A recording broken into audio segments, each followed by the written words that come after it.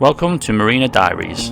On this week's episode, Rich flushes a toilet, we ice creams, and then Rich decides to get personal. Up yours. Up yours. It's not used enough. We're going to bring it back. Yeah, up yours. Welcome to Marina Diaries. I'm Phil. And I'm Rich. And on this week's episode, we're going to be talking about what's been happening and going to be happening at the marina. Yeah, a little bit of an industry news update. And the main sort of showpiece, if you like, is about refurbishing boats. Should you refurbish as opposed to buy new? Absolutely. So we'll get into that. So here we are in our new bell tent, new bell tent field this year. Yeah. Sun is shining, as you can see. We just enjoyed an ice cream. Yeah, very nice. We're not sponsored by these, but from Bidley Dairy. Bidley Dairy. Yeah. I can highly recommend the one. Mine was heavily laced in rum with a raisin. So that'll make this more fun then. So. Yeah, it's nice. So yeah, we've just enjoyed those out here. We do some work sometimes. We do some, but I'm getting drunk off me rum and raisin. Oh, well done. It's all right. So let's get into the first thing we're talking about, which is what's happened since the last time we did one of these. Yeah, well, the last one we did was a few weeks before Crick, and we promised we'd do one before Crick, and we never did. And we're liars. Yeah, and there was some talk we'd do one at Crick, but we didn't do it, so we're doing one now. But Crick was a good show for us. With the marinas that's changing at the minute, we're busy on moorings and work and stuff like that. So it was a different show, different location for us as well. Yeah. And we were down by the quayside. We had a couple of boats there. So there was a lot of hype around the boats, which is good to see. A lot of people, 26,000 people. Something like that. Yeah, it was a bit different this year. I think the layout, if anyone went to Crick this year, I'm sure many of you did, the layout was a bit different, wasn't it? Yeah. Some people said it felt a bit smaller. I think it's probably about the same amount, just that it was in a bit of a different orientation.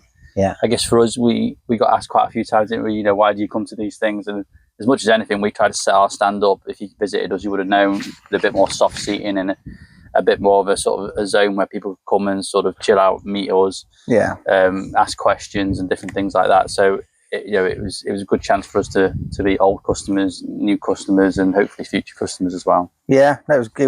It was a good show, and we'll be there again next year, I'm sure. I'm sure we will. Yeah. So that was Crick. It was good. Next on the list we got here is the bell tent. We talked about that right at the start. So yeah, we've got 10 tents. Yeah, we've got 10 tents. They're available to book on booking.com and various other platforms. Yeah. Bookings are busy at the minute, which is great. The weather's shining, sun's shining, which does help. But they're a great experience. And yeah, they're here. They're in a nice area. And it is a very nice place to be on a Thursday afternoon. It's a very hot place to be today, so we're probably going to look red tomorrow after this. Yeah. And also alongside this, it's worth mentioning, obviously we've mentioned it in a couple of the videos previously, that we've got the campsite on site as well, and that's now opened up at the weekends all the way through to mid-July, and then it's open full-time all the way to the end of August then. Yeah. So great to see these new things, and we've said it again in the past, but we are more than the marina. We do more than just the boat side of things, so hopefully it's interesting to sort of see behind what some of the other stuff we're doing. Yeah. Saturday Sounds again, live music on Saturday. That's really in full swing now. We're about midway through that. Yeah, that's really picking its steps. Lots of people come down, fresh faces. We've got some moorers obviously that join in, but a lot of people are coming who have never even knew there was a marina here. Yeah. So and I'm in generally every Saturday as well, and it works really well. Like I said, we've got plenty of acts coming on all the way through the summer, which you can find details on our website. Yeah, and the cafe is also open late now as well, in coinciding with the bell tents, with the camping, with the Saturday Sounds. So I think initially on a Friday and Saturday night we're opening late. Yeah. And as we get more into the season, we'll be opening late more often throughout the week as well. Yeah. New toilet block, which you went and had a look around. Yeah, I looked around it. Yeah, it was great, and it is this is for the campsite and caravan site, we should say. Yeah, not the main marina. They've got their own. But this is it's a brand new installation. It smells brand new. It is brand new. The water pressure is really good in there as well. Smell used? Yeah, it doesn't smell used. Toilet. Not yet. No. But no, it's all got new decking and everything. It's a really nice plush. Yeah, we're dead happy with it. It's a new 8-bay toilet shower block. Yeah. Just one of the many improvements we made this year. We've really made a lot of big improvements, and that one hopefully means that the moorers have got the existing ones, which is for them to use, and this one's more for the caravan sites to have their own designated one. to try and sort of spread the demand across the site, as we got a lot more people on site this year as well. Yeah.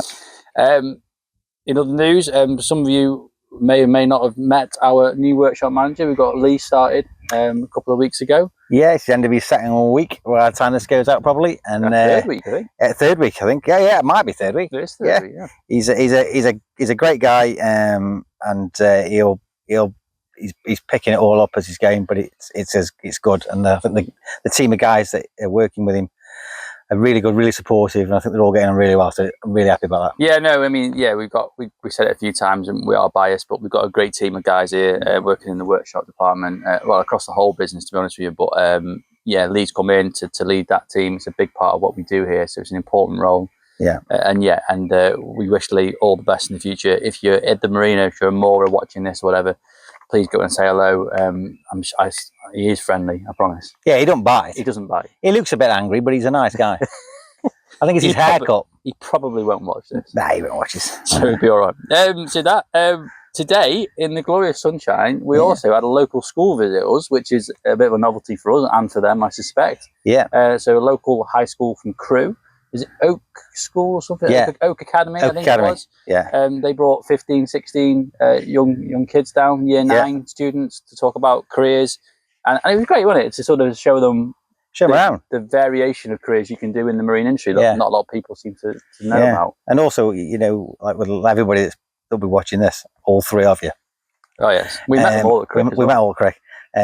What you start doing isn't necessarily where you end up, what you end up doing. So a lot of them sort of want to get into certain things, but then will want to progress. It was nice to see, because you've got quite a good story with how you started here 16 years ago. Yeah, 15 years ago, yeah. So that's what we're talking about, like you said, is the fact that I started as 1 day a week apprentice, and now doing 2 days a week. 2 days a week now, and potentially work the other 3. So, it was great to show them around. It's good to hopefully give back a little bit to local schools and things, and hopefully me and you giving people career advice is quite comical, really. But horrendous. I'm if only you could see us this afternoon. Yeah, and we're getting paid for this. Are we? Not much. Oh, good. That's all right. So that was nice. That was a good thing that happened today. Upcoming events, Rich, we've got a few of them. We have just over there, which you can't see. We've got a dressage event on this weekend. Andrea Roberts' wife. You'll be taking part, will you? I am being ridden in it. And but that's a dressage event. I look forward to coming and watch. You can come watch. I'm guessing people can come on, because we have campers on site, so they can go and they'll be watching it, I guess. It's in the fields here, yeah. I believe it's accessible, but yeah, there's a horse dressage event. Maybe a few people. So. Yeah, we've got that again. So that's this weekend, and then 5th of July we've got a 10k race. So it's going to be there's a obviously we've got the dog walks in, which we mentioned a few times, so I won't bore you with them, but we've got these guys are going to do 3 laps of the main walk. Yeah, which is about, it is 10k. It's organised by Protein Rebel, who's a local company down the road. Tim, Church Mitchell, Church Mitchell. I think there's going to be about 100 runners. I think he's limited it to 100 runners. He's got speakers about different things as well happening, so they're going to be marquees, stop lines. 5th of July. 5th of July, that is. Yeah, that's 5th of July. So it's great, and again, it's another event that we're doing. And then I spoke to a lot of people at Crick about this, but quickly, our boat show on the 19th of July. Yeah, 19th of July, you can get free tickets for this on our website. Free. All it takes is you have to go on to Eventbrite and then download your free ticket, and then when you arrive on the day, we'll scan that and we'll let you in. That's it. If we like the look of you. Yeah, if we don't, you're not coming in. Yeah, that sounds fair. But there's quite a few hundred of these tickets now that have been, as I say, sold. I think we sold almost 500. Well, we've already 500 reserved so far. Yeah. So it's shaping up to be a really good event. We've mentioned it a couple of times. I know we have. It's a bit of a selfish plug here, but we've got really big suppliers from across the industry come in, from windows and canopy cover people, insurance companies. It's sponsored by Haven Knox Johnson. We should also say that. Yeah. Thank you to them. But also, we've got a lot of boats on brokerage at the moment. Yeah, we have a lot of more boats coming in. What, about 20 at the moment? About 20 at the minute. I think we've got about another half a dozen on the way to us. We'll also have. It's difficult because we're selling them that quick. Yeah. So whatever's coming in is we're hoping going to out. have 15 or 20 used boats is the truth, and we're probably going to have 2 or 3, maybe even half a dozen new boats. But probably at least 2 or 3. Yeah. We got inquiries from a couple of boat manufacturers in the last week alone, so that number may hopefully go up from the 2 or 3 we've already got confirmed. A great opportunity for people to come and do that. We've also got a little artisan market, and then we've got the Elvis doing a night, which we mentioned previously. We actually sold out the initial 200 tickets, so this year we're doing something a bit different. Demand's been so high, we've expanded it to 250 tickets. I think we've actually sold them out now as well. Yeah. So I'm sorry if you haven't got a ticket already. We are I think sold out for that. But it's 250. We're having a bigger marquee on the car park. We're having a bar company come in and do that for us, so the staff can enjoy the night alongside moorers and people visiting the show. Yeah. So that should be a great night. We're all looking forward to that. And hopefully just before then, we've actually got quite a big development with the cafe. Yeah, we've got a pergola being installed on the front of it. We'll do videos of this when it's done. We'll plaster the social medias with it, but it's on a huge footprint, and it's got like the roof with the blades that tilt and all this kind of stuff. So sliding window sides and everything. So glass side that all slides and opens up, a roof to give it a bit of shade and that. So hopefully it expands our dry indoor space should the weather turn. But if it's like this as well, it just shades people off, and it's going to create a great waterfront aspect where people can come and enjoy the cafe, and we can get more people, because the cafe's been doing tremendous this year. I think the weather's out, but I think it's all down to the staff. And it's absolutely all of the staff. Down to the staff. Yeah, well done, Kelly and her team. They are perfect. Carol Wyall. Carol Wyall is honestly great, and but all of them are great. Molly, Violet, sorry, she isn't violent. They're really good, and they're a great team, and the capacity is just is right up there all the time. So that's why the company's chosen to invest so heavily in this part of the company, in part of the business, to make it, accommodate everybody that wants to come in. Yeah. So moving on from that, we'll talk a little bit about, or we just wanted to touch on, we said industry news at the top of the show. Yeah.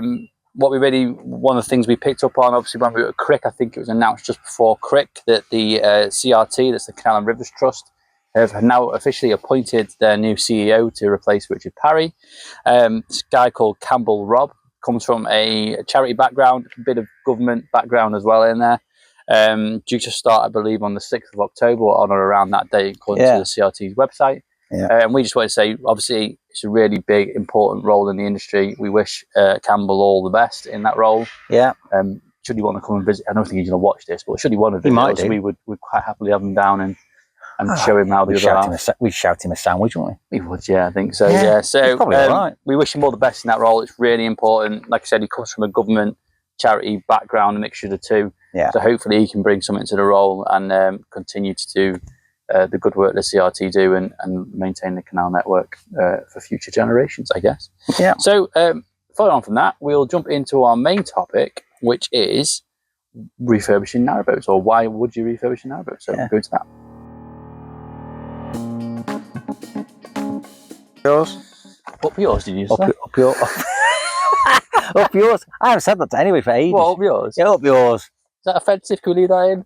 I think we leave it in. It used to be a proper thing. I remember say it to the camera. My dad used to say out of his window sometimes at people. Not out of his house window.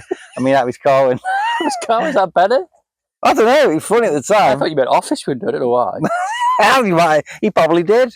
Up yours. Up yours. It's not used enough. We're going to bring it back. Yeah, up yours. It's our new slogan. Yeah, up yours. I like it. So we'll jump in to the main subject that we wanted to discuss today. This is really on the back of Crick as well. We spoke to a lot of people at Crick that were thinking about refurbishing their boat rather than buy a new one. Yeah. Or were thinking about buying a boat that needed refurbishment. So maybe a boat around, I don't know, 50 grand, 60 grand that needed a bit more work. Yeah. So on the back of that, we thought, well, let's do an episode about that. We see a lot of it here at the marina. Yeah. So, Rich, why would you refurbish a boat instead of maybe replacing or buying a new?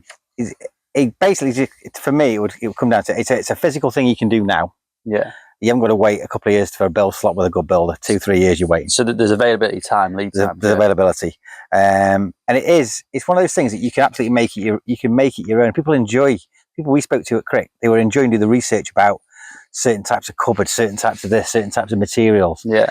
And it makes it properly their own and gives it even more bit more sentimental value to it as well. Yeah, I think a lot of people. So yeah, I think that's true for both people that are buying a second-hand one and then putting their own stamp on it. Yeah. But also people that have got an existing boat, whereas they might have renewed that boat for a new boat. Yeah. I think more and more people are keeping on to it. It is a cost factor. Let's face it, in the current economy. I'll get the words out. Yeah. But also, yeah, that sentimental factor for them as well. You know, my boat they've had for years. Their kids might have gone on holiday on it, and they want to keep it now. So, and if you've maintained it properly, it won't give you problems.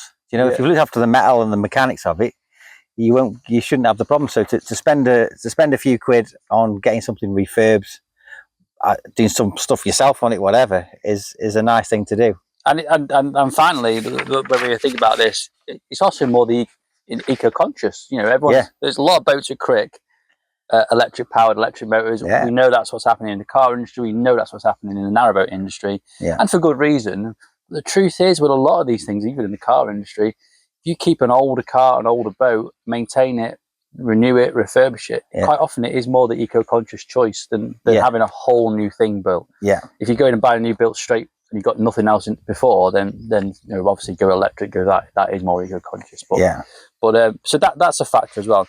So that led us on to thinking where to start. And we're going to try and put this in order of importance, I think. So we've got 6 key areas of refurbishment, we believe. Yeah. So number 1, we think, is the sort of hull and structural work. So the main ingredient to making your boat a success is the metal. 100%. It's the metal's got to be good. You can't. There's no point. It's like a foundations on a house. Yeah, unless it's good, just don't bother with it. You know, you've got to. If it needs work on the metal, you've got to get the investment on it and in it to make it good. Yeah, and we've said it before. If you're buying a boat, have a survey. Yeah. You know, even if you've got a boat and you think, do I sell it, get a new? You can have a survey yourself. Like you own a boat and you're thinking, is it worth me refurbing? Yeah. You can go and have a survey. Yeah. And find out. Yeah. Find out what the condition it's in. Sometimes you can just see and you just know. But you know, if you're obviously buying one, always have a survey. Yeah. So when we talk about hull and structural work, what are the main points do you think there? So there's obviously the steel work, we've talked about that.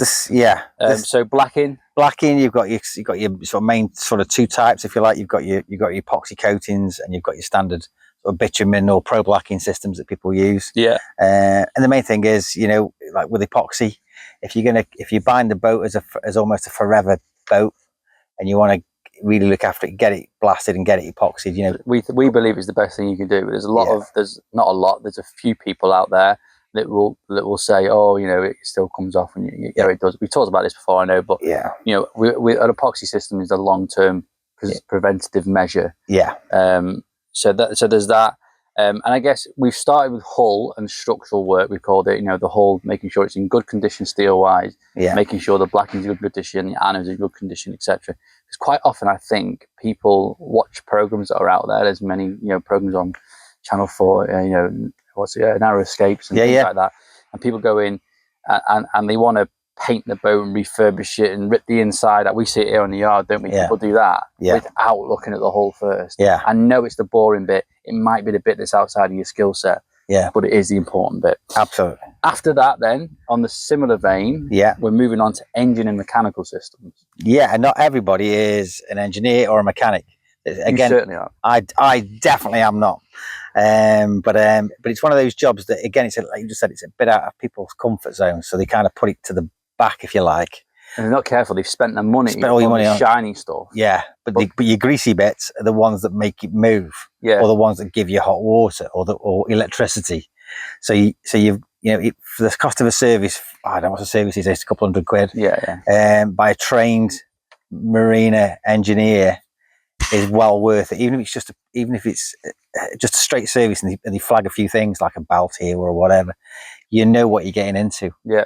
And you know, a change of oil always does engines good. Do you know what I mean? So in that process of a refurbishment process, in order, you got the hull structural, you got the engine mechanical, and thereby we're talking about engines, the stern gear, the steering arrangement, the things that mechanically make the boat move and operate. The dirty bits, dirty bits of that. You know, even bilge pumps, bilge systems, gearboxes. You've got to have that stuff working. Yeah. I know some boats don't move around a lot, but even the engine is for the hot water sometimes, or charges the battery, so it's good. Then once you've got that, if you've got a solid hull, if the mechanical systems are good, you're then probably getting more towards the nice to have, the upgradey type stuff. And we thought perhaps electrical systems is the next thing you would be looking at. Yeah, because you'll have already you'll have given this bit so much time. Your interior design bit will have had thousands of hours spent on it. The first two bits we spoke about won't have had the thousands of hours. No, but they're equally as important. But when it comes to your interior bit, you've got to know where you want plug sockets, where you want a TV point, where you want your internet connection, all that kind of stuff. So people want all these bits on. So you've really got to think about where you want. So when you've got your when you're ripping something out and putting in your new wiring in, get the sort of latest spec of stuff as well. And there's some great stuff out there. We're not particularly tied to any different manufacturer. There's Mastervolt, there's Victron, and all that. I do like Victron stuff. It does seem to be reasonably priced, good functionality, Bluetooth connectivity if you want to. You're all over that, I know, with the apps and stuff. So I am all over it. We do that. So and so the electrical bit is where, again, it is partly fundamentally the foundation of your boat. Still, if that doesn't work, then you're not going to be able to use the boat effectively.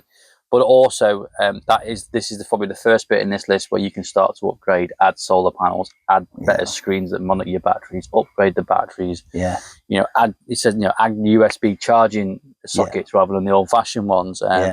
So there's lots of things there you can upgrade as well as sort of make sure it's definitely working as well. And I think with anything you put on, especially electrical stuff, don't put the real nasty cheap stuff you can buy on the internet. No. Get the proper stuff. You only want to put a plug socket on that bulkhead once. But solar controls as well. We've seen ones that are burnt out. Cheap stuff. Cheaper stuff that sometimes it is cheap for a reason. You will be buying it twice and get it right first time, because obviously electrical as well, it can be dangerous. You want it done properly, and it can be a fire risk as well. So make sure you get that stuff right.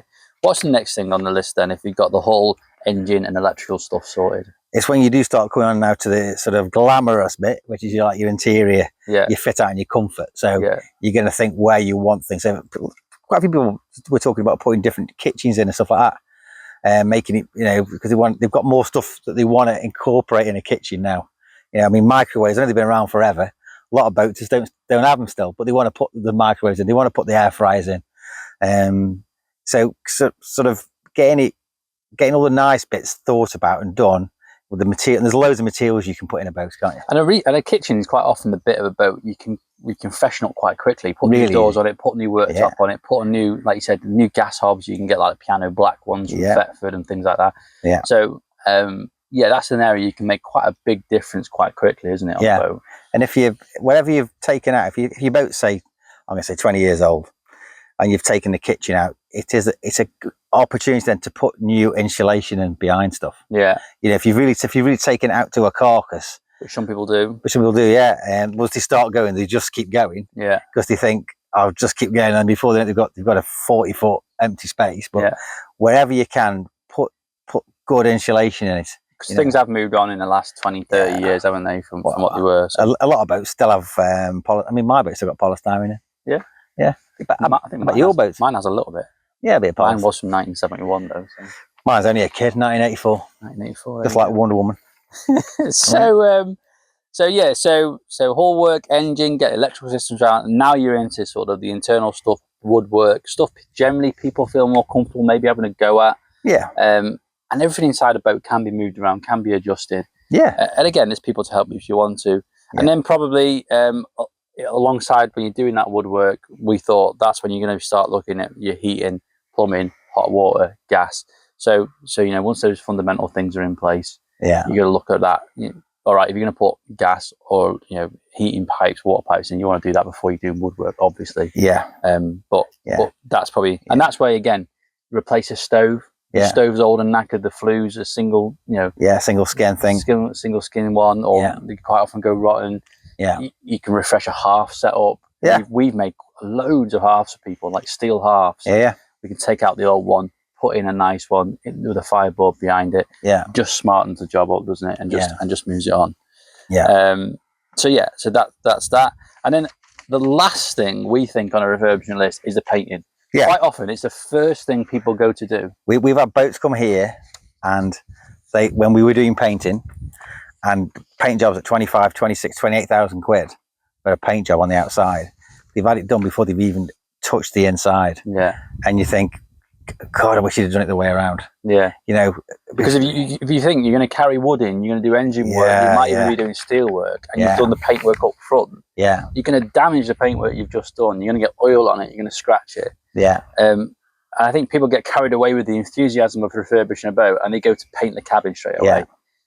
Make sure you've done the fundamental thing. Think to yourself, is there some... Plus also, if you've got a limited budget, if the paint has to wait, normally it's not going to be that detrimental to the boat. Not the whole paint. You want to do that, as we talked about. That's item one. Your sort of air side of paint. Yeah, that's it. Anything above the water, and even engine room and things to some degree. So it's just a mistake we see. I say not a mistake, but it's a thing, a regret we maybe see people have. I mean, we've seen some boats where they've had the paint job done, and then it's taken 3 years to carry the refurbishment because the love for it's kind of just gone a bit because it's not instant enough. Paint's a bit of those things. It depends how picky you are, I know, but you can sort of, you can pick away at it over time a bit. You can do a roof in 1 month and do a and I think sometimes as well, with some of the boats, if you try and make them too perfect, they stand out like a sore thumb because this is the canal. Yeah. And also you won't. You're finally using it, and you won't want to. There's bushes and thorn bushes and everything that hang over canals. It's a little bit of a contact sport. You've got bits of stone sticking out. It's going to get bashed. It's going to get. You're throwing wet, like dirty ropes against when you're getting on and off it. Your centre rope, it gets mud on it. So it's great to have a perfect looking boat. Yeah. But as the list shows, that is the last thing. Yeah. In the hit list. So to recap, we think the 6 key areas for a refurbishment and the orders to do them in, or the order we would certainly do them in, is a hull and structural work, engine mechanical systems, electrical upgrades, interior fit out, and some more the comfort side of things, heating, plumbing, gaswork, hot water, and then do the painting right at the end. Yeah, and that's the order that we would say in. So the next thing we just want to briefly touch on is sort of budgeting and planning tips. So set a realistic budget. Yeah. I mean, you're going to do your homework because you will. Any good marina can give you estimates for if it needs grip blasting or if it needs plug welding or overplating, whatever. Any good marina should be able to give you a very quick and concise estimate, stipulating all what's going to happen to your boat. So yeah, that's and try. Not to teach people to suck eggs. It's like when you're doing something on your house or doing something on an old car or anything like that.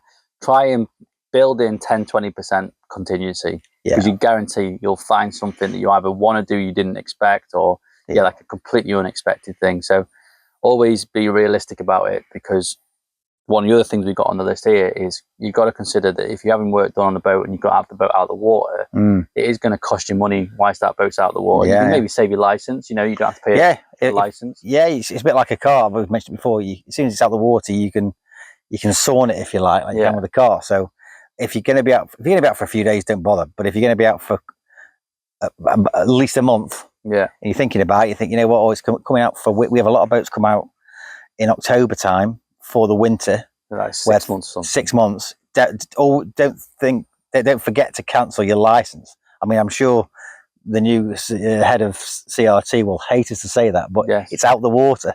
He's already switched off. Yeah, he's gone. He saw the bit about him. Gone. He's gone probably. Yeah, gone. So so consider the time out of the water, the cost that might be. Set the realistic budget, 10-20% more contingency as well. That's just useful. Think in the phases that we talked about in the previous bit. There was 6 phases, and breaking it down in that order. And also, one of the points here is decide whether you're going to do it yourself or you're going to contract trades. There's no harm, there's no shame. There's some things, on my boat, for instance, I'm not a welder and fabricator. Yeah, I got a team here to do some welding and fabricating on it, because I haven't got the skill. I can do a bit. Yeah, but it's not work I particularly want to do, particularly skilled at doing. No, I'll have a go at the woodwork and the other bits, but not that. So, if there's bits you don't want to do, get a professional, especially things like gas. Get them in. There's so many specific regulations. Just get somebody in. Yeah. So that is that. So, what else do you want to talk about, Rich? There we go. Common challenges. We talked about a few challenges, haven't we? There, really. So, some places you go, you can lose access to the boat when it's out of the water as well. They don't want you to work on it. So we're not one of those places. Just no, we're definitely not. You can get access to your boat 7 days a week. And yeah, a lot of places will restrict when you can work on your boat. They might let you work on it Monday to Friday with no work on it over the weekends. Well, it just depends on where you're going to go. But ask all the questions. Don't just presume just because you're going to be on a yard that you will have access to it all the time. There might be a key holder for the gate, and it will only be open when they're there. And sometimes there is limitations, and you know, for instance, here you have to bring your own ladder. A lot of places will say that for health and safety reasons. Unfortunately, we don't allow hot works on the yard, so you can't do welding work on your boat on the yard. Again, our insurance, health and safety do prohibit that. You can rent a workshop from us and do that kind of work. You can rent it. You can rent a workshop for a day. Most yards are going to be the same. But do just check that with the yard you're going to work at if you're going to take the boat out of the water to do any refurb work. Again, we've gone over these points already, but budget spiraling out of control, and the scope creep. So make sure you plan and stick to your priorities. Understand, like you said, does it need to be a shiny, glossy, perfect boat? Or no, I'm going to use this thing and enjoy it. So actually get it to a standard where you can use it and enjoy it. Otherwise, you just be forever doing it all. We've seen that as well. And if you scuff it, you scratch it, your heart breaks. So just get it nice so you can just enjoy it. Simple as. So, Rich, I think we're suitably cooked now. It's just a hot day. It's what we about 2 or 3 days off the summer solstice, are we? It is, So no wonder it's quite hot and hammy today. So. But it's been nice. I've enjoyed. It's been nice to be back. I've enjoyed doing it, really. Hopefully, people have found it enjoyable, and and also we were saying before, we'd love to see your refurbishment stories, pictures of videos, and if you can share them, we'll try and share them maybe on the next episode. And again, we said it in other ones as well, where is there anything you want to talk about, you want to hear about, then please get in touch, and we'll put it in the comments, and we'll try and cover any subjects that come up that we can cover off for you guys, try and help out. And if people are looking at buying a boat, we have a lot of customers come to us that have bought a boat from miles and miles and miles away, that have bought the boat roaded here, so on the back of a haulage truck, and we've lifted it off, put it in the yard, because they've come for quite big works, as in plug welding, overplating, all that kind of stuff. So if there is a boat that you're looking at, something like that, and you do want advice, more for a cost point of view, then by all means you can go on our website and fill in it's a very simple thing for the boat services team, and they can give you an estimate, and it'll come fully concise and to the point, and it'll be with you very, very quick. It will indeed. And that'll be from Joseph, who's a great lad. Well done, Rich. I'll remember hearing that as well. So I think that's it for us today. Hopefully it's been an enjoyable episode. We're going to go in to put some after sun on. I think it's too late for me. Are we? I'm having a skin graft. Going in now? We might as well go in there. A bit of a nap. We might as well be nice. We've been gone for an hour. He's not going to miss us. No, nobody misses us anyway. Right. So until next time. What are you going to say? It's goodbye from me. Oh, I thought you'd say like and subscribe. Oh, like and subscribe. Yes. This is your thing. Go on. This is your bit. Like and subscribe to our YouTube channel. Well done, Rich. That was mint. I was dead impressed with that. We won't redo it again because it'll look stupid. So I think, like and subscribe to our channel. Or else. There you go. And make sure you do it this time, Mum. See you soon. Thank you.